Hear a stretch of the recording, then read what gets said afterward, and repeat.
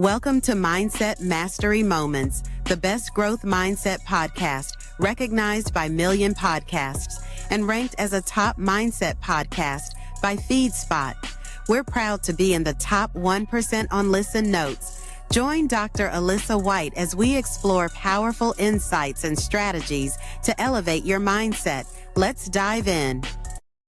Welcome back to Mindset Mastery Moments, where we disrupt the way you think so you can rewire your mindset, rebuild your life, and redefine what's possible. And you know, on Mindset Mastery Moments, we believe hugely in the entrepreneurial mindset. What does it really take to win in life? And know when we talk about entrepreneurial mindset, we're not only talking about business owners, but of course, that too. Today's guest is rewriting the rules of entrepreneurship. She is a mom of two, a computer engineering graduate from the University of Waterloo, and a full-stack developer who coded an entire SaaS platform from scratch with no technical co-founder, no venture capitalist funding, and no safety net. She is the Bootstrapped founder of Eventist, a revolutionary software platform disrupting the fitness tech industry by serving the underserved. Unlike billion-dollar competitors charging studios $200 to $800 a month, Ciara flipped the model and only charges 1.9% of ticket sales, meaning her 38-plus studio clients only pay when they make money. And she didn't stop there. Her platform includes free website hosting and design, making professional tools accessible to women-led studios that big tech often ignores. What sets her apart is not just her grit, but her unconventional journey. She is a non-dancer who learned to dance just to understand the market she served, and a founder bold enough to admit her struggles while still building something extraordinary. Oh, you all are going to love her. Now, let me put this in perspective. Women make up about 40% of entrepreneurs in the USA, but less than 2% of venture capital funding goes to female founders. Yeah, I know. Don't feel bad for us because we are kicking back. Yeah, women-led businesses generate 1.9 trillion annually. I said 1.9 trillion. Kiara's story is proof that when women innovate, they don't just participate in the market. They transform it. You know, I'm going to say they disrupt it. Please welcome Ciara Azam. Kiara, we are so excited to learn from you at Mindset Master Moments. Welcome to the show. Thank you so much for having me. I think I might need to hire you. You make me sound so good. Oh my goodness. Usually I talk to when people ask what I do, I'm like, oh yeah, I have a software platform. It does ticketing. And that's it. That's my pitch. That is the coder in you, but you're also an amazing human and a transformative entrepreneurial leading lady. Kiara, in your own world, you tell me, you just say you're the software lady.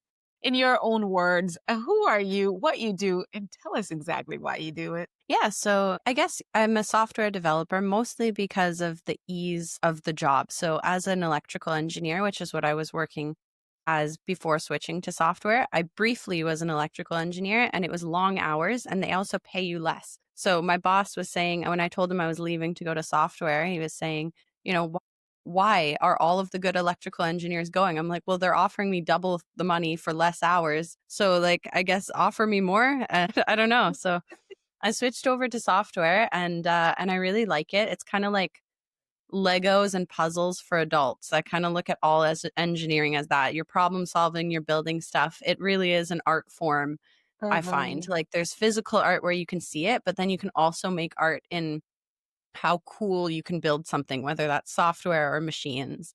And and then I lost my job during after the pandemic, honestly, but they were like letting go of a bunch of people in tech, and the company I worked for let go of my whole, the whole Canadian division just got fired, myself included. And I wasn't seeing it coming because I was working, I guess you could say I knew I was doing a good job.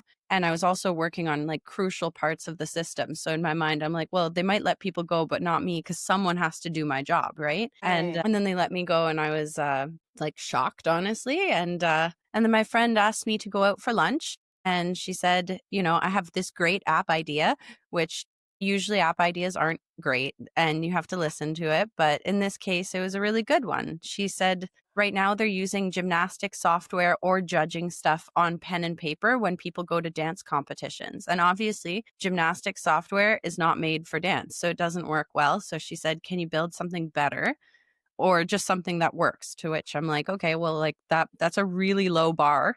And so, yes, I can build you something. So I built her like a software for running dance competitions. And then from there, people started using it and they started really liking it. Can you make it do all these things? And then suddenly it ballooned from like a smallish scale software just for her to like this. And then here we are. Yes. Right. I love that. Also, I've been reading about your journey and of course listening to some other conversations you've had. And I love your bold honesty. Even when you say you'd rather people see where you've struggled than pretend you have it all together, which is something I completely align with.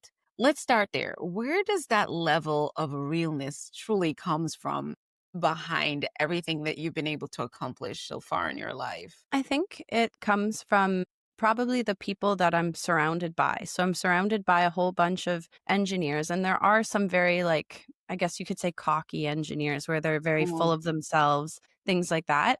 But in general, if you surround yourself with like kind, honest people, when you see dishonesty in the world, it really bugs you. So for me, especially actually since starting Eventist, when I started looking into marketing, yeah. I just refuse to market while lying or while withholding parts of the truth. Like it bugs me so much. And then you meet all these salesy people all the time that are like, oh, you should charge more or you should do this or you should do that. And to me, what I've started telling them is if I'm a multimillionaire, I'm either charging too much or I'm not paying my employees enough. And that's my take. And hopefully I'm able, and they say, oh, your mind will change. Hopefully not. We'll see. Maybe I'll be, maybe they're like money changes people, but I hope that we can stay down the track of let's just build something good for people.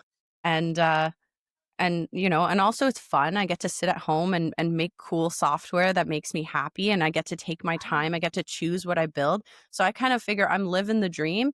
And if we can help people at the same time, that's awesome. But in general, when people suggest something that in your gut feels wrong, I just immediately reject it. So I don't even consider it. I'm like, no, that feels sleazy. No, thank you. And yeah. Yes, I love that mindset. And it's the same I approached. I wished if I didn't have to, um, put out a coaching program. My goal was always about which organizations can I use to give talent and the content and the message and the lessons and the training that I have.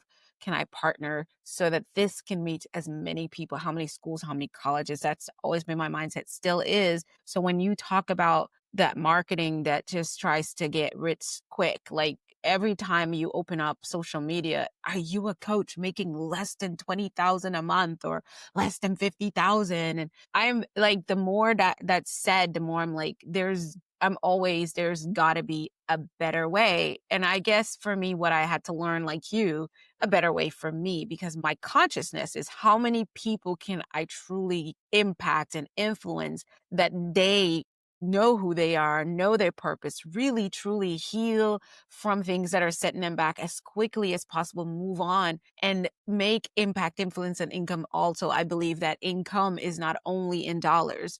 It's that incoming peace, income and joy, income and abundance. Like you said, I have the freedom to work at my leisure. I have my children and I can be time. I have to make flexibility to be there.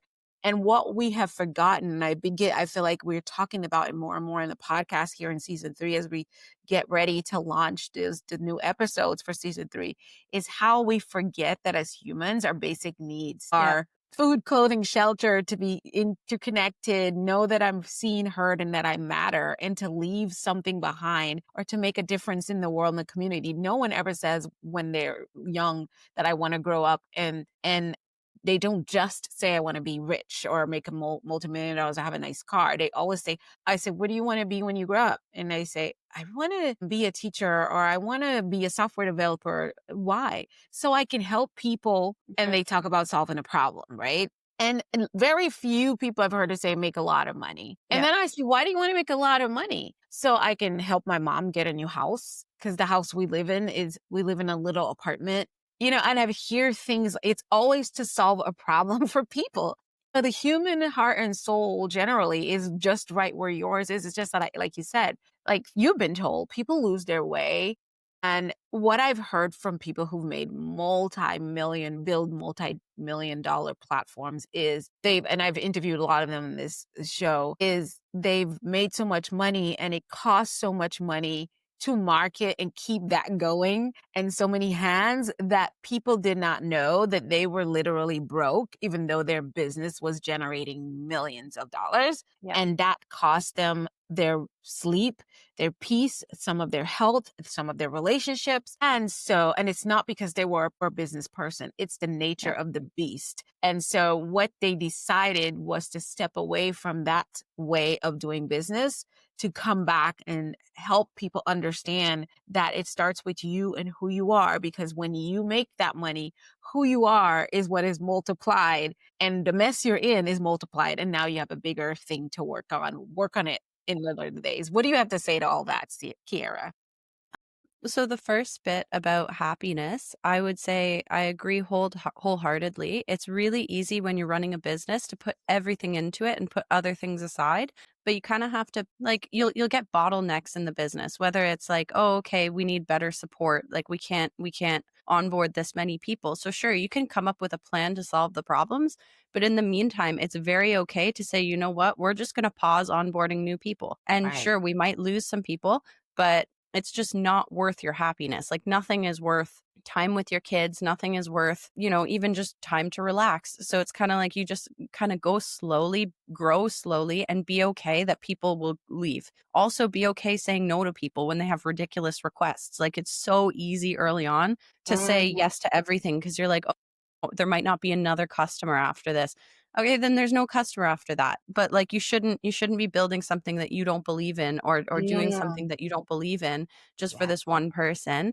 And if there is no other customer, then it's just not meant to be. So I would say like get super okay saying no to people and get super okay with when you hit problems, just tackling them slowly. And in the meantime, you might have to say no to people. In terms of marketing, we actually don't really market just because the competitors, like for example, Eventbrite charges like 5% plus $2 Canadian roughly per ticket sold. So they charge so much money, but they also spend literal thousands of dollars per day on marketing. So I'm not in a place where I could even compete. Like I literally cannot market against them because I don't have that amount of money to throw out the window towards marketing. So instead, it's just going to have to grow slowly through word of mouth, through organic marketing, things like that. Yeah. And the way you'll hit people is that I do believe we have a better product and it's much, much cheaper. And that's where I go with that is just kind of be okay if you're not the best. Like, like to me, if I see an ad that says, oh, are you a coach that makes under 50,000? Instead of feeling bad, you should feel like, you know what? Yeah, I am a coach that makes under 50,000 and I'm okay with that. I'm going to grow at my own pace. And like, that doesn't mean I'm bad. That doesn't mean I'm doing a bad job. That doesn't mean anything negative about you as a human. It could be that you're just starting out. It could be that you have a really niche market. It could be so many different reasons, but that doesn't make you less valuable. It's totally okay to be a coach that makes a couple $1,000s a year on the side. Like that doesn't make you a bad coach. Exactly. Yeah. Exactly. Because you're learning and you're growing, but you're not sacrificing your soul. And when I say soul, I'm saying what brings you peace and joy in your life. It's not worth it. I don't want to tell you I've done it, but I've tried to go faster than what would have been normal for me, not in competition with anybody. I guess the passion and the desire. And what would I say? I sacrificed way too much, way too quickly. And that's when I was like, and that was unhealthy for me. And so I believe you can do that. And so Kiara, there's so many leaders that feel the pressure to perform and be perfect. And it sounds like you are intentionally dismantling that narrative along while building and growing your, I would say, heart-centered, soul-centered brand. Was there a turning point where you decided, I'd rather be authentic than impressive? No, I think it was from the get-go. So we actually spent like 2, almost 3 years building it before we had a single user. So just behind the scenes, really building it well, nicely, because in software, a lot of the times companies will really push developers. They push you to release new things. They push you to get to what they call an MVP, so minimum viable product. And the issue is that you have to build it really well from the beginning so that it scales well. So we put a ton of thought into databases and how are we going to store things. We don't use the cloud. We actually rent out our server. So we own the server and then we rent out rack space. And it saves like for reference, we pay 120 USD per year to run Eventist. And we have quite a bit of load on the server. To be fair, we don't process images or video, but if we were running that same thing on AWS or other cloud services, it would be like thousands per month. So we did things like set that up. That took time. It took, like we had to actually go through and set it up. So we just did things really, really slowly, but really well. So now it can scale well. And some people will say, wow, you're able to add features so quickly. Like we'll get a feature request and we can turn around usually pretty quickly. And I'm like, it's because it's well built. Like this is what well-built software looks like. So I wanted to build it from the get-go really well. And I just kind of accept that we might never take over Eventbrite. We might never be the biggest ticketing software in the world. And that's okay because I will have my family. I will have other things going on and I will be happy regardless of how much or how little we grow. And if it just crashes and burns, I just go back to regular development. So, I don't know. Right, right. And so the thing is, you're doing something that you're believing in the way that you want it to be done. And that is the beauty of entrepreneurship. That is I have a marching band around is what is your idea? What are you passionate about? And can you over time make that something that you get to do every day, right? And how many lives can you change? Because believe it or not, the simplicity of your platform and what it does, like you talk about, was being gymnasts were using it for dance, or it was the other way around. Tell us about that. And so you solved the problem, and that's what money is, a reward for solving a problem. But you're also there, like you said, I built something really solid, really great from the get-go, to where if there was something I didn't add that they need, they can. And you went into the world of what your customers are actually doing so you can experience it. Tell us the story behind the build out and making sure that your niche is served properly when you first started. Yeah. So I guess that's actually kind of a more technical question. I will answer as simply as I can think of. But usually when you're building software, you kind of want to consider what is it going to do? And you have like the big scale. So obviously for ticketing, we're buying and selling tickets, but then you have to think things like I would say one of the toughest things that you can build would be something like Netflix, like a streaming service, because they're handling so much video data. So they have to really think about how they're going to handle all of that. Where is it going to get stored? How are you going to do everything, keep track of everything? It's quite a bit. But in our case, there's no video and there's no image, but we do have complex scheduling and calendars, and Google Calendar just doesn't cut it. So one of the first things we did was we built out an entire new scheduling system. Okay, how are we going to handle when something, because we can do bookings, as in if I want to book a meeting with you, I can see your availability, I can book it. But I can also book a class with you where you put your classes out and I book that.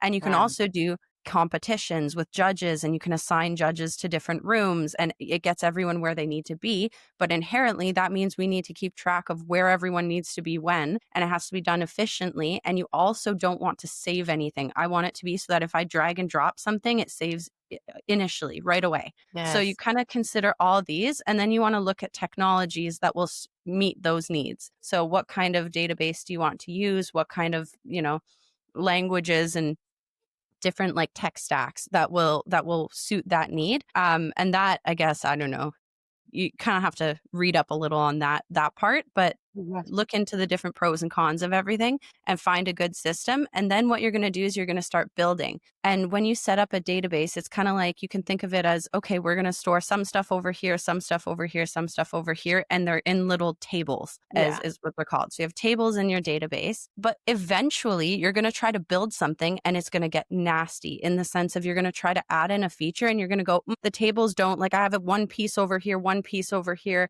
and it doesn't fit well together. The answer when you get to that point is start over. Actually rip apart your structure and rebuild it into something that works. And then once you have a setup that works for like 6 months where you're not having to like overhaul everything, then you probably have, it's called your schema. You have a good schema. And then that way, when people ask for like new features, I'm like, okay, well, our database is set up super well to do the things we need. So we can add new stuff in really easily. And we don't have to go query like all these different, like do like jumping all over the place just to get the data that you need. Yeah. Yes. So I love that. I believe it or not, there's so many young people around my community that are working in this space. So that concept and mindset is so important just because I have a little bit of technology. I ain't going to be over here saying Dr. Lisa, but my journey of entrepreneurship has brought me into the space where because I'm not trying to do all the crazy marketing because I didn't come in. I'm like you, bootstrapped, right? Everything comes from what I have and I build from there. So like in the beginning, I had to figure out building websites and all that stuff. So even now when I have people working for me and with me, they're like, you are such a terror because I'll be like asking them to do something and make something work. And in their mind, they're like, that I don't see how I can do that. Like, why? And because they're a little bit younger, but just my experience, I've been able to see what's possible. And I guess because I don't have their language, I learned it from just figuring it out. I'm not able to communicate that. So then I'll go do it. They're like, you know what? You are just such a BA.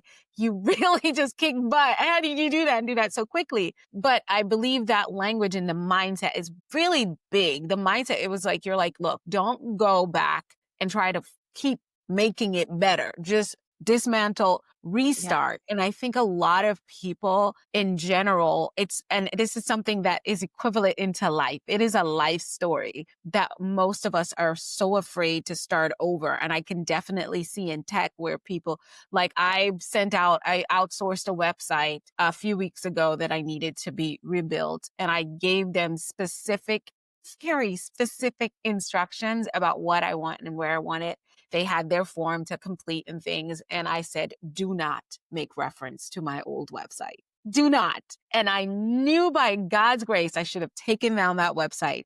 Guess what they did, Kiara? They went back and they pulled mostly from my website. So 2 weeks later, they're presenting me. And I'm like, I told you guys, my brand is so different from where I was a few years. I'm so much more focused. This is what I'm focused on. I've also launched my speaking career way bigger the last few years. I just haven't put it on. That website is not a place for you to work off of. I want something different. I think this sample. But again, when they had the opportunity to correct it, Kiara, you know what they did? They did not want to start over from scratch and follow what I initially gave them. They tried to build on what they had. And I know what they did, lost a customer. Because I am not going to sit there with you a second time and tell you what I told you the very first time, the second time, and now a third time. I said, you know what? Thank you so much. You guys don't work for me. Bye-bye. Because they did not want to start from scratch. And so I'm sitting on a call yesterday saying, hey, Dr. Whyte, we are going to go back and start it from scratch. I'm like, that's what I asked you to do the second time you got it wrong. And I'm sorry. I try now because I'm a 3 strikes, you're out, third time's a charm type person. And I've had to change that for the efficiency of my work and my business and the impact I'm working on making. So no, you've got your 3 times and that's it. You got to go. Obviously, this is not the relationship.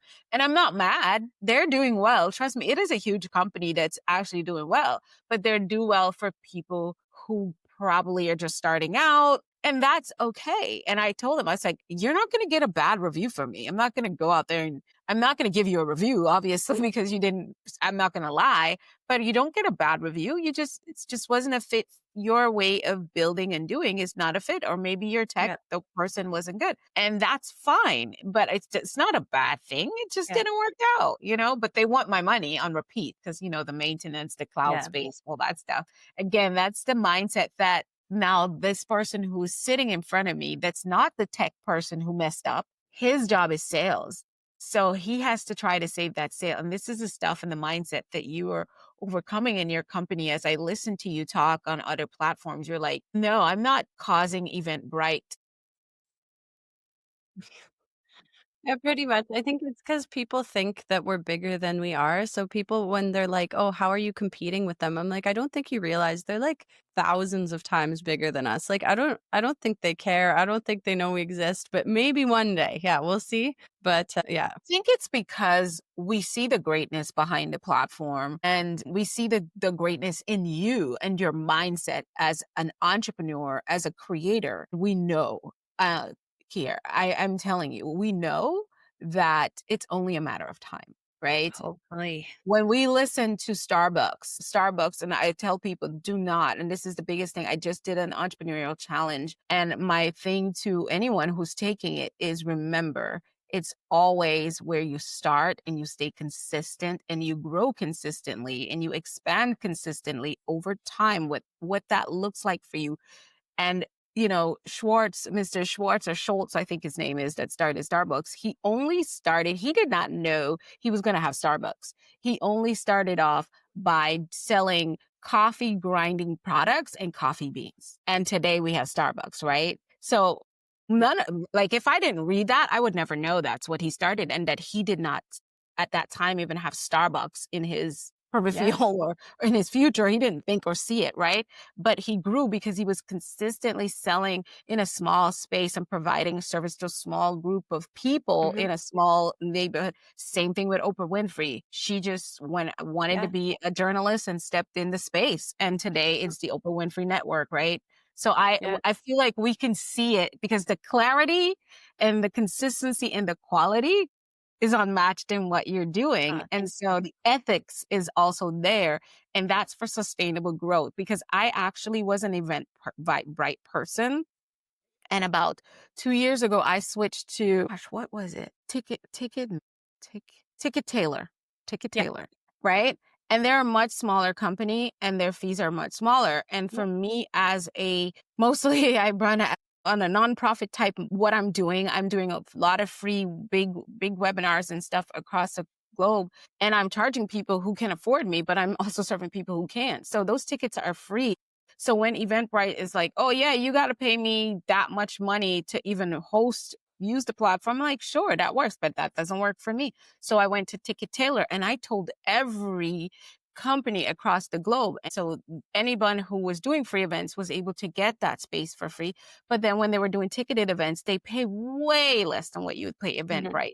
And that's thousands of us. So I'm like, there's always room. And so some people just don't know because even bigger businesses like to spend less money on their marketing if they can once they get quality. So watch out, girl. So let's talk about your business and mindset, right? You built Eventist as Bootstrap founder. And so that sometimes for most people, just hearing it sounds mission impossible. No venture capital, no giant founding rounds. Instead, you created a model where students only pay when they succeed, right? What mindset does it take to go against the grain and say, I'm going to do this differently? Kind of walk us through your thinking about that. And where does it come from? And how does that really become a thing that sustains what you do? So I'm going to start by insulting VCs a little bit. And if you're a VC listening, don't take it personally. It's not you. It's just everyone else around you. I've worked as that's around you. Yeah. most of my friends are developers, and I've just seen time and time again where VCs, I don't want to say that they're the problem, but they just don't understand what it takes to make good software. So they just push and push and push, where you say, okay, this is going to take me whatever 3 months to build properly. And then they're always saying, oh, can you do it quicker? No, if a developer is telling you it's going to take 3 months, maybe ask them why, maybe try to understand why they think there's a better way. But if they're saying, no, we need to rebuild this section, like really try to consider it. And most don't. So then what you end up with is the software gets harder and harder to maintain. It gets slower, it gets more expensive in terms of like cloud fees, and it's just bad. So intrinsically, when my friend Emily asked me to build this, I'm like, I'm going to build it with like, I'm not going to get any kind of funding whatsoever because I don't want someone telling me how to build software if they're not a developer themselves. Obviously, I'd say I'm a meh developer. I'm not great, but I'm not bad. But people on my team are great developers. So if you're a great developer and you have an opinion on how something should be built, 100%. If you're a non-developer and you have an opinion on how the software would be easier to use, 100% let us know what you want to see, but don't tell me how you want me to build it. You can say what you want built, but like if you're not a developer, don't try to police how it's getting built. If you don't know what you're talking about, you should kind of look at the experts in that topic on how to actually build something. So that's why I'm very against getting funding whatsoever, just because I don't want strings attached, essentially. And that's a personal choice. Like there would be cases where a VC could be great if you have like physical products, or if you have one, like if you have a team of developers and you already have that like main section built, then maybe you might get additional funding for like marketing, things like that. Like it might not be bad for everyone, but for, like I said, for me, I didn't want someone telling me what to do unless they're a better developer than I am. Then you can boss me around all you want. Yeah. Yes. And I've always, I think that is something that someone who's listening can glean from, because it puts on their plate the pros and the cons of having a VC involved in your process. And that is something that personally I have considered and understand. And that sometimes is what takes a little bit longer to build, but I feel like it gives you the time to build a quality product if that's what you're building, especially with what you're making. Even though I don't have a physical product, I provide services, I'm still leery of having someone else involved, because whoever puts the money in controls the payday and controls the process, right? And so again, that's the other thing with a lot of people that are out there doing all kinds of crazy stuff for marketing. Please, I don't want to offend anybody. If you're dancing in your TikTok videos and stuff and that's working for you, go for it. But for me, it will be crazy because I can't even dance. So if I try to do a thing like that, it would look weird. It would just probably like, what the heck? So I can't dance. So I won't try it. But you now have to do all this stuff because you got to pay back someone a few $100,000 or millions. Yep. And so now your perception, your true desire of what you intended to build has all these other voices in it, because it's not just the investor, it's all the other things. And so if you are not prepared and you don't understand that you're going to bring it comes with that money that will get you to maybe, I don't know, faster, but they're controlling it. And then also they ask for a percentage. Yes. I have a group of people that we started a company to respond to some of the damages caused by a hurricane and all that. And so we created a company and negotiated to get cement in places and things like that. And this is all part of humanitarian, but it's huge profit margin in it. Overall, not so much for us to make a whole bunch of money, but there is a profit margin. And so as we walk through the space of getting investors into our business, it was like, they want 80%, they want 50% of the profit. And I'm like, well, when they ask for that much, now we have to crank up the prices that we're offering. And so number one, it brings us right back with competitors. And it also puts the people that we're wanting to serve, we have to tap on the price to those people. And so they're not really getting a better product at a lower price, which is what we wanted. Yeah. So that's the mindset. Go ahead, Kiara. I find every VC I've spoken to about it, that's where it ends up happening, where the net result is that they want to increase pricing. And I'm like, that's not the point. Also, the other downside is if you do have external funding, some of it you don't have to pay back. They just give you the money in exchange for a cut of the company. So you might not have to worry about giving it back, but then you have to worry about pleasing this person. So like we were saying earlier about being happy, I'm okay if things go more slowly and I spend time with kids. But if there's someone else like, who has a say in the matter, now I suddenly have to make this other person happy. And that's just personally not something I'd want to do. Right. But yes, I mean, obviously there are tons of companies that have been very successful with VC funding. It's Right. not necessarily bad. It was just not for me. And I personally am very tainted because I've worked under a lot of companies with VCs and I've never had a single positive experience. So, Right. I've worked in the non-profit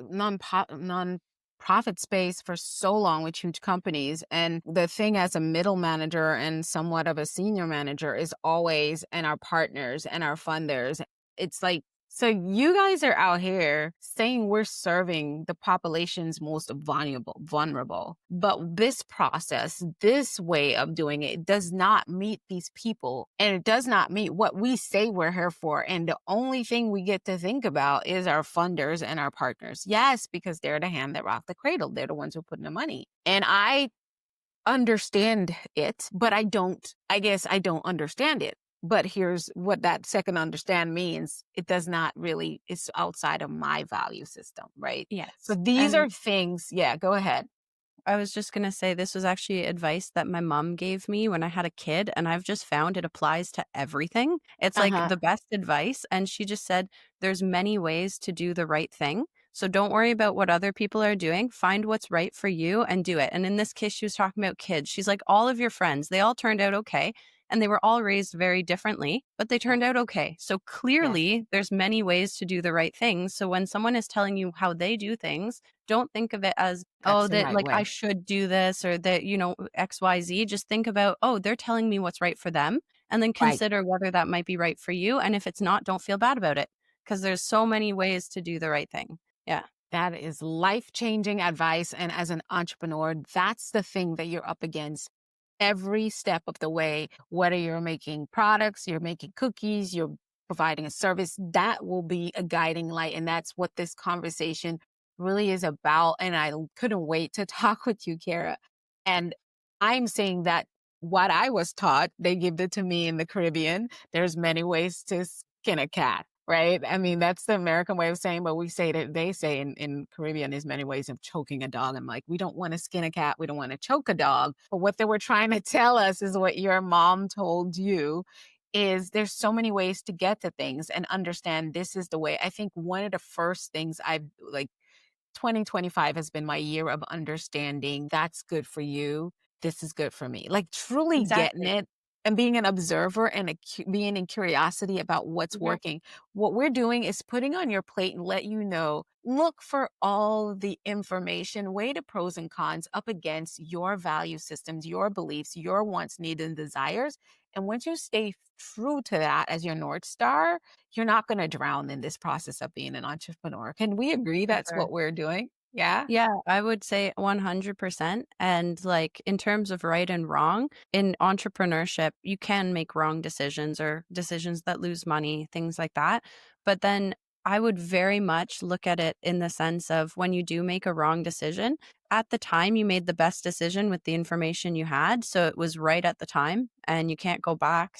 You just kind of learn from it and go. And I would go so far as to say, you know what, rather than try to do one right thing, just kind of do like what I've been doing with Eventist is kind of, you were talking about TikTok dances. I dance on my Instagram, Yeah. but But you even went to train for yeah, it so you can get in this system I of what did. your customers do. Yeah. Yeah. But Tell us about yeah, that I've been too. throwing things against the wall to see what sticks. So that way, when you frame it that way, you're not feeling like you're failing. It's more so like you're going into it going, "Hey, I think this might work. Let's see." And then that way, if it Good. fails, you're like, "Okay, we tried it and it failed." And you don't feel bad about it rather than thinking Right. like, I'm going to do this because this is the best way to market or this is the best way to do it. It's like, no, you know Might what? We're not be just for going to you. try out a bunch of different things and see what sticks. And the things that fail, we're not going to, don't We're not sweat going to it. Like, repeat. yeah, Yeah.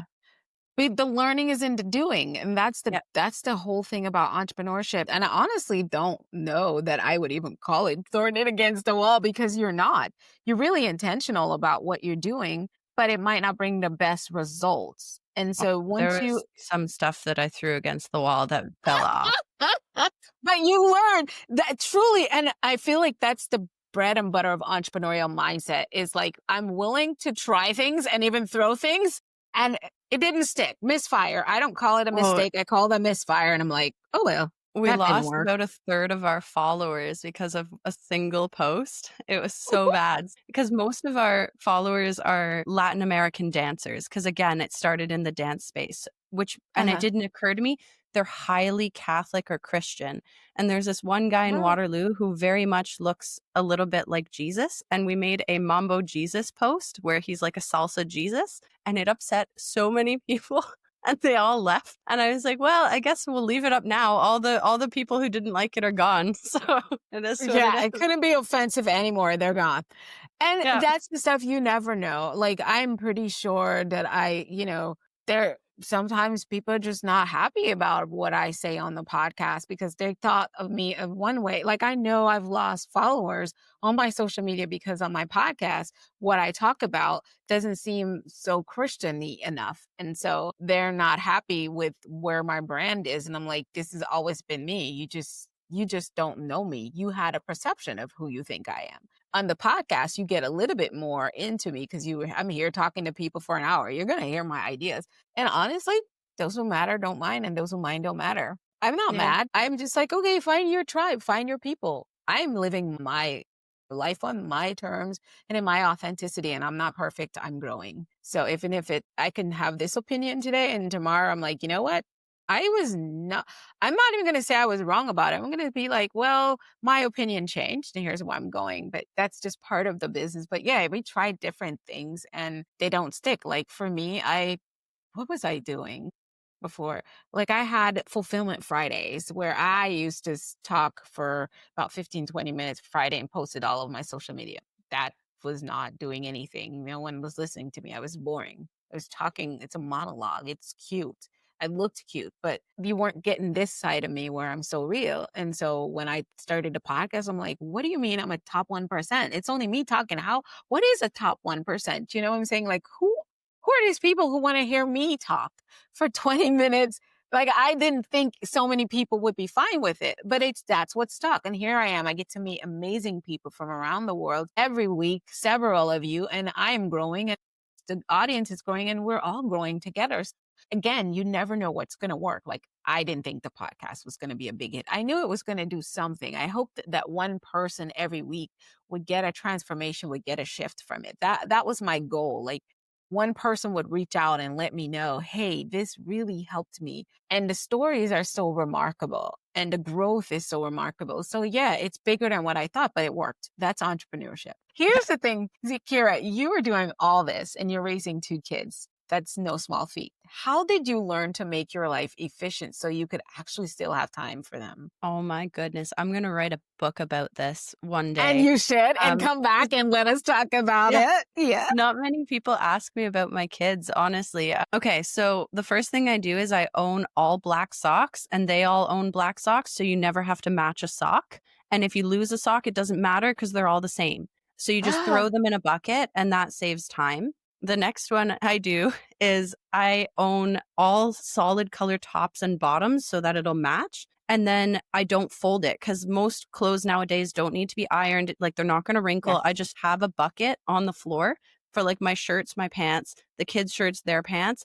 And then I just sort it. And my oldest one is 4. He can sort. So can the younger one. Like they're not incapable. So then you make it a game. You're like, it's laundry time. Laundry's done. I'm like, okay, sort it. And then they pick it up. They're like, oh, is this mama's shirt? Yes. And then they put it into my bucket and they love it. So I don't know. For those of you with no kids, you're like, oh, laundry's not that big. But when you have kids, there's a lot of laundry. So that saves a ton of time right there. The other one I would say is if you can, and not everyone can, but if you can, hire someone to do like the deep cleaning, even like once every 2 weeks, like the showers, the bathtubs, things like that, so that you don't have to.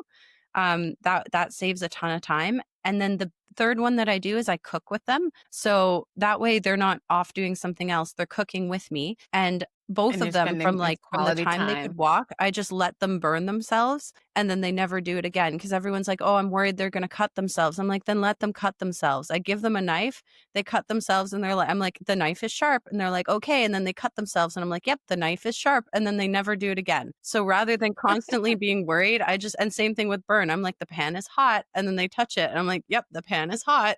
And they're like, oh, it's hot. I'm like, yeah. Oh, So just kind of doing things together. And then I'm trying to think if there's anything else in terms of, oh, I don't put my kids in pajamas. I put them to bed in their clothes for their next day. And then that way in the morning, we just wake up and go, oh, yeah, there's just like how to parent, like anything that doesn't have to happen just doesn't happen. And that gives me the time to do stuff with the kids. But then also yeah. separately, I rock climb. Like that's a sport that I quite like. And Mhm. a gym membership for a whole family is like $170 a month. We all go together. They climb, I climb. The gym I go to also has a weightlifting gym inside the climbing gym and a yoga studio. So you can kind of like go, everyone gets a workout and everyone's having fun and everyone's spending time together. So I find those are like the things that I do where we're spending time together and kind of like achieving multiple goals at the same time. Yes, So, a lot of language development and interdependence, yeah. independence, The growth mindset. motor. Yeah. Yeah. Oh, With the yes. climbing. Yeah. Yes.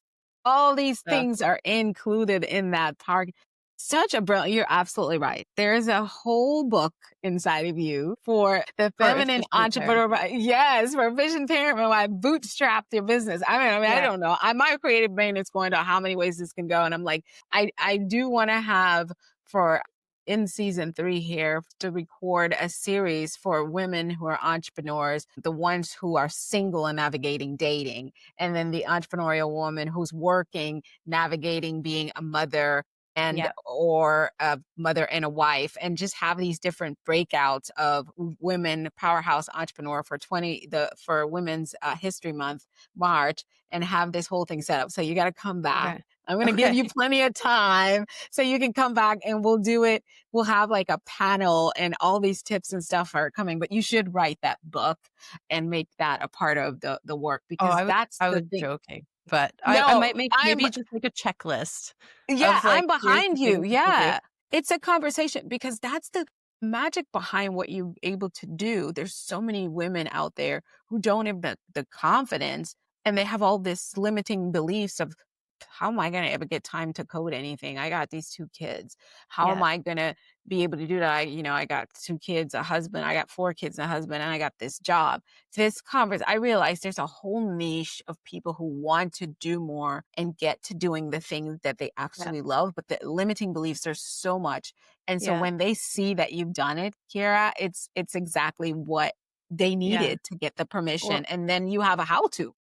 it's like there's so many people that also where I tell them, like, some people ask me because like they see me at climbing, they see me like all over the place. They're like, how do you do it? I'm like, I literally just don't do anything unless it's necessary. And they're like, oh, but I have to fold my clothes. And I'm like, okay. And maybe that's right for you and that's awesome. But like, maybe consider if you act like, do you have to fold your clothes? Do you? Right. Because that's like hours of time per week that you're just spending folding things that you just then unfold to put on. And Yeah. things like I use 1 plate, 1 bowl, 1 spoon, 1 fork, same thing for the kids. And then I hand wash them.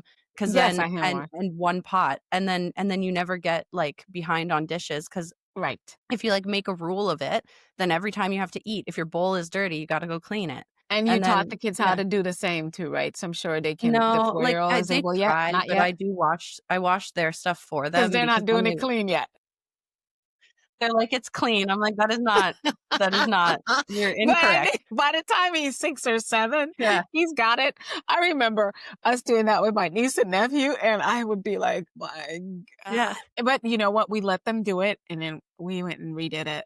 It's just weird, Yes. but at least they knew that they needed to wash their dishes after, but that didn't, I mean, now they're 14 and 11. They can actually wash dishes. 3 years ago, it was gross. But Yeah. we tried. We tried.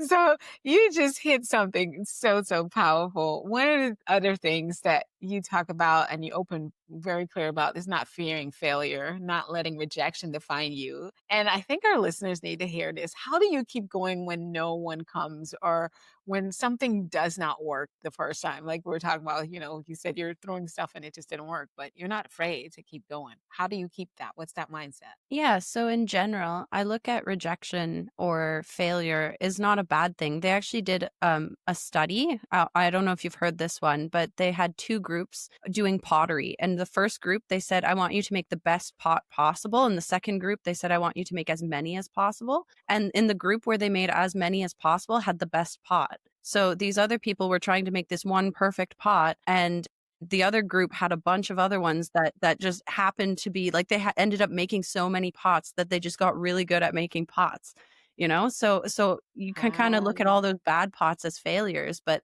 yeah, just kind of try stuff and be okay if it fails, because that's what's helping you to one day have a success. And Right.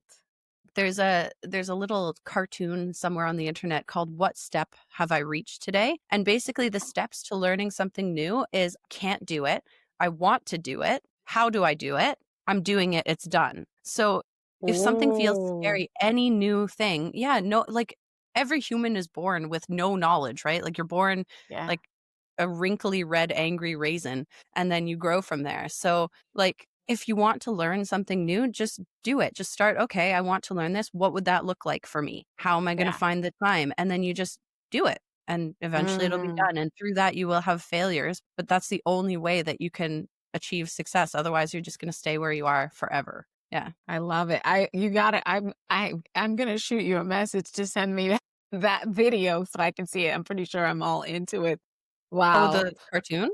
Yes, I want to Yeah. see it because I feel like I'm definitely going to psychoanalyze it down and or something. So I love it.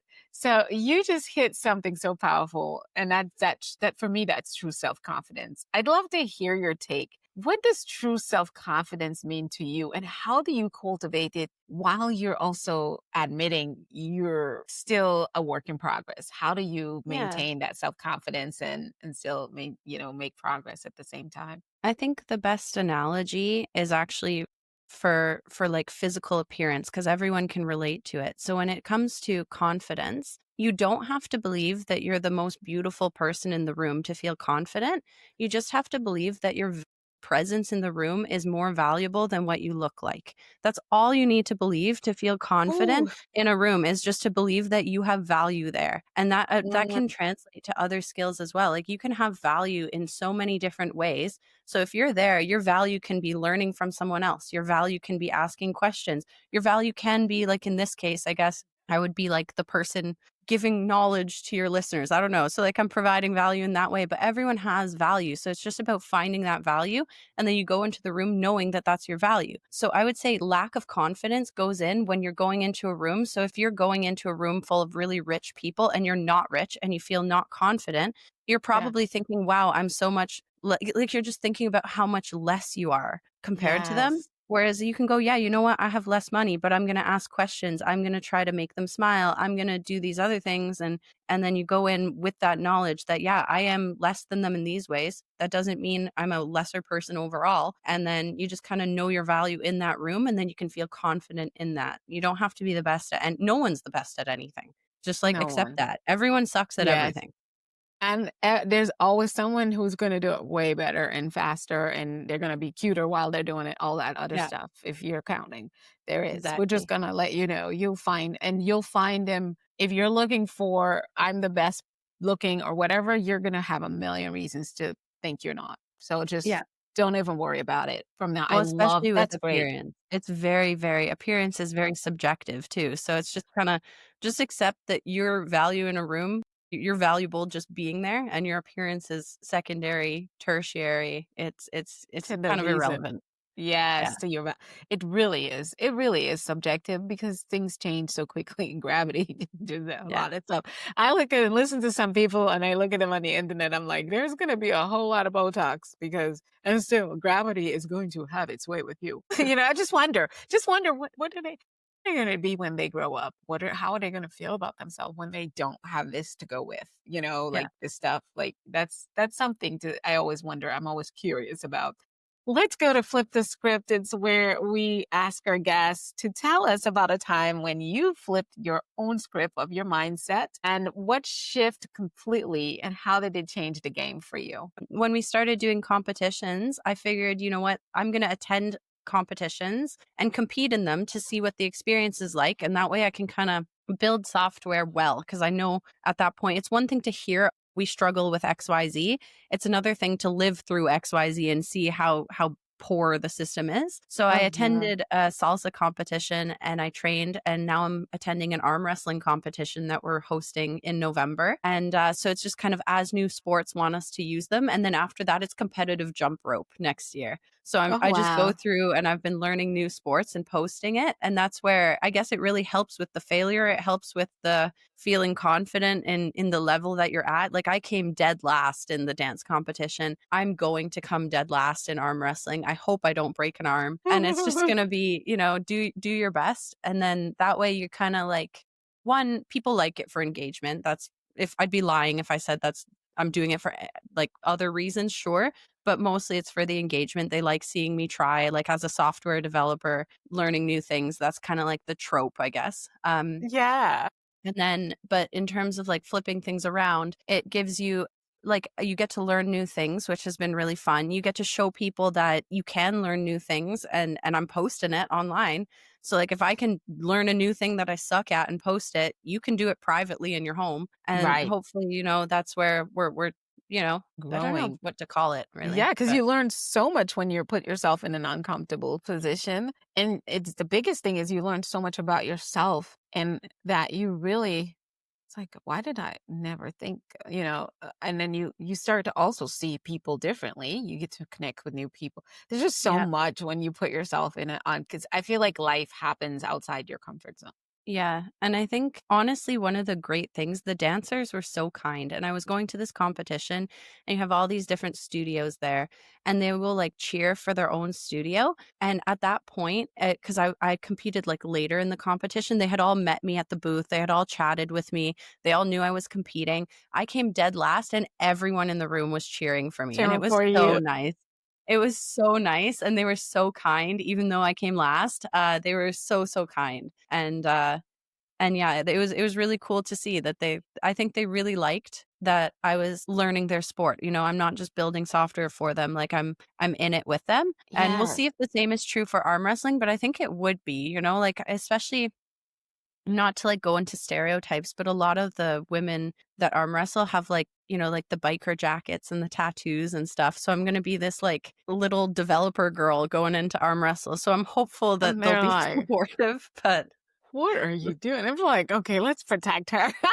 But they're going to value the fact that you wanted to see inside the world. And people are so excited to show an outsider what it is they do and why they love what they do and all the cool things about it. I mean, I am a workforce strategist who has been working in the construction industry. And when I say construction, from residential to commercial to industrial construction, and then also more of anything that's skill-based jobs. And the excitement for them to have someone, who's a business professional, who's, just come in and learn. And I get to learn so much. And they're often surprised how quickly I can learn. And I'm surprised how quickly I can learn. But the value that we all have for each other and the excitement to welcome each other to the other side of the world is just it's just beautiful and a reflection of what the beauty of being a human and the human spirit. Yeah. So that's, to me, that's, you can't, that's priceless. Yeah. It's priceless.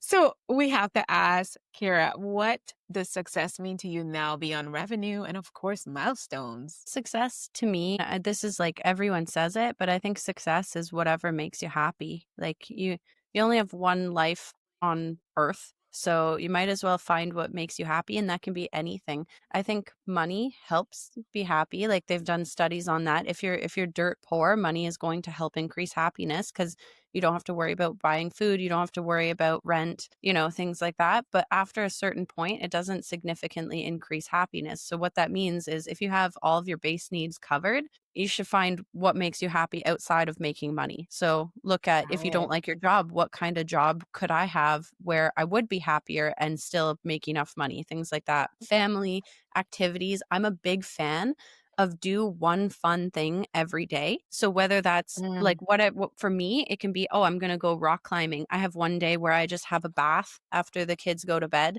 Like I go and I have a bath and I eat snacks in the bath, and that makes me happy. And like you just find something that you can look forward to every single day of the week. So that can be sports, it can be activities, whatever it is for you. Because then if you're having a bad day, you at least have one fun thing to look forward to that day. Exactly. And Yes. if you have that, then I'd say you're very successful. I don't know. Yeah. Perfect. Finally, what's the next big thing for you? What kind of mindset will it require for you to get there? I think the next big thing is, in terms of software, we're building out like a system for scheduling where you can have configurable blocks of time. So you can like have recurring classes within blocks.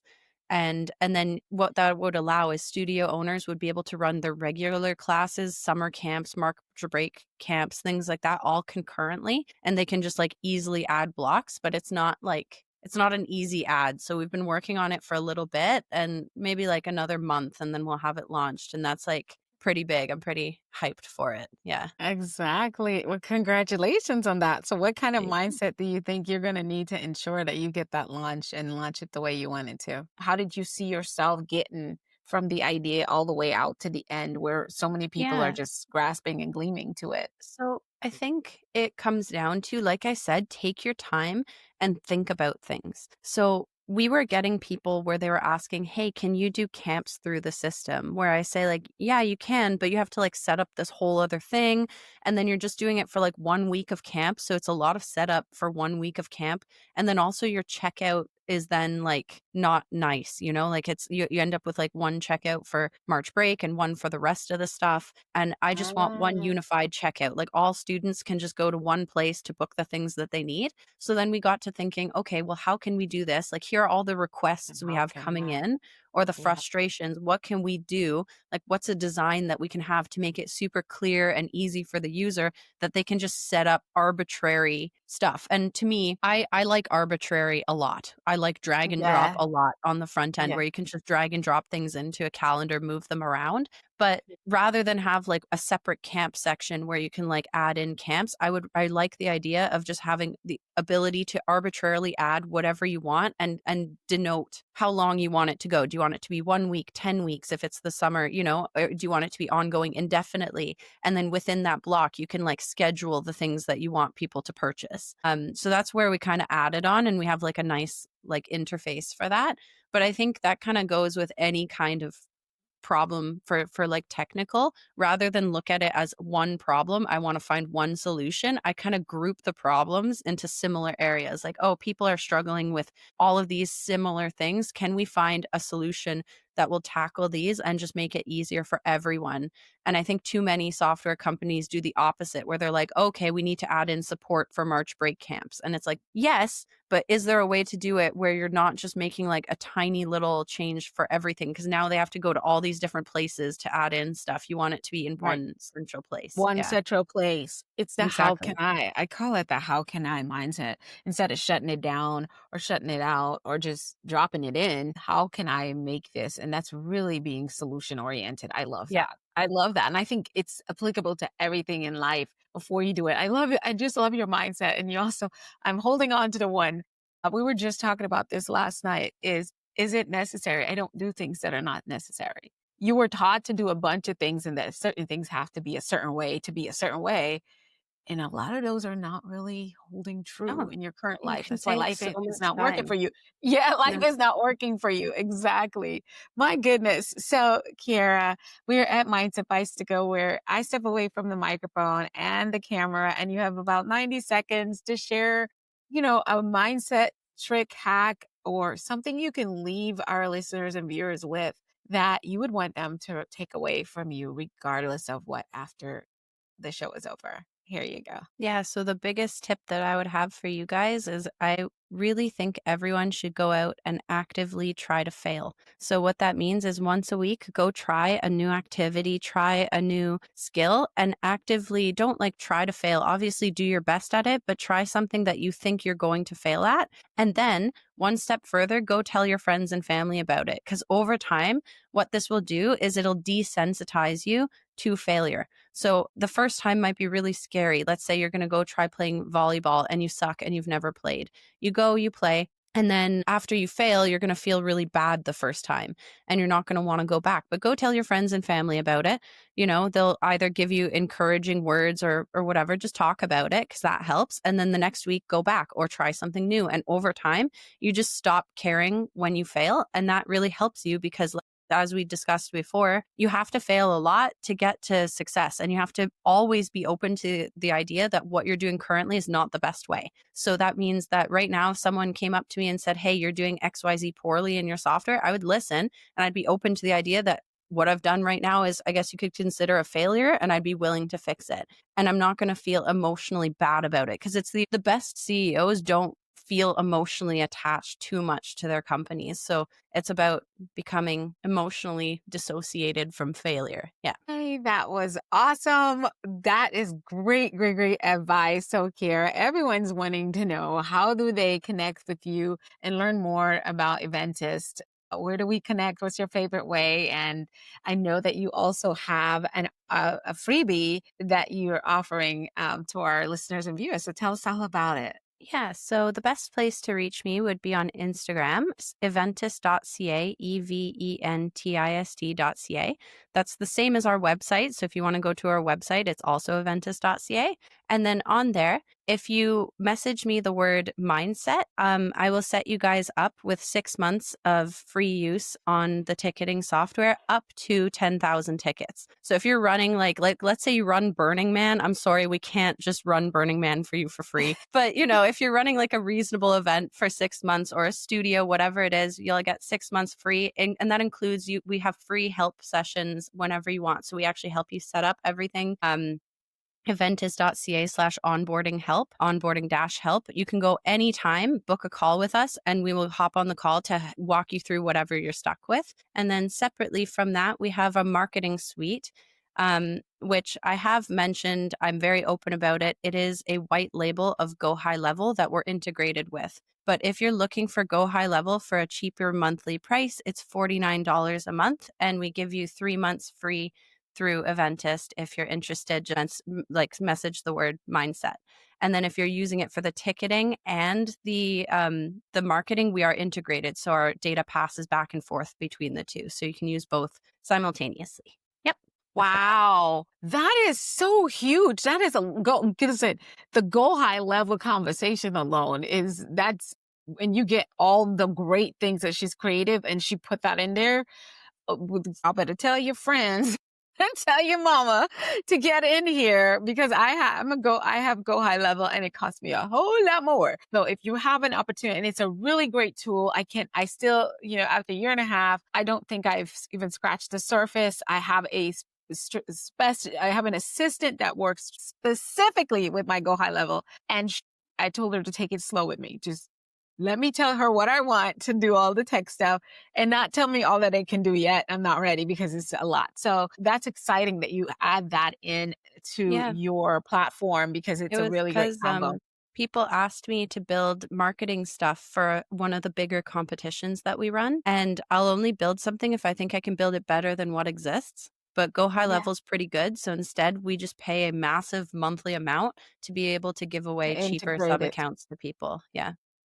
I love that you're doing that messages. Yep. So this sounds like a solution base. So we definitely are going to work on getting the word out here because I feel it solved the problems, not just for the organizations, but for parents. Like this is what a lot of people might not see. It might look like just a solution for the organizations that put together these sports, but I feel like it's also a big solution for the families that are in the sport. And so it's a problem that's being solved for two groups of people that have already a lot to deal with. Yeah, so we want to get the word out here in the Arizona market as well. So, Kiara, thank you so much for showing us what it means. And listen, disruptors, and that all is in the description where you're watching and listening to this. So, Kiara, thank you so much for showing us what it means to be bold and beautifully real. Your story proves that women entrepreneurs don't just compete, we create new lanes and we bust out doing really great, impactful, life-transforming business. And disruptors, the stats may say less than 2% of venture funding goes to women, but women like Kiara remind us that no statistic can stop determination. So you all keep mastering your mindset. Think, speak, do become. I'm Dr. Alisa with my co-host Kiara today saying we'll see you on the next episode, and she will be back for Mindset Master Moments. Over and out. Bye now.